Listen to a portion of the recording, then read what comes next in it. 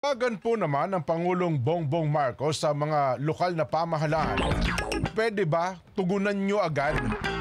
Opo, pakitugunan agad ang waste management issue sa ilang probinsya sa Luzon at Visayas na nakaranas po ng pagbaha at pagguho ng lupa dulot po ng bagyong Enteng at ng habagat.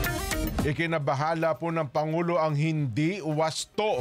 Hindi po wastong pagtatapon ng basura ay naging sanhi ng malawakang pagbaha sa pananalasa po ng habagat at bagyong Karina noong nakaraang buwan.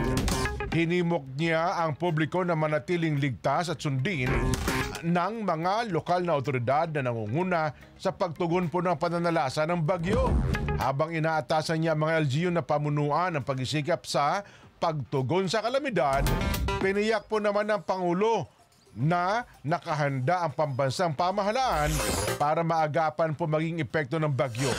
Sinimulan na ng DPWH ang clearing operations sa mga apektadong national roads.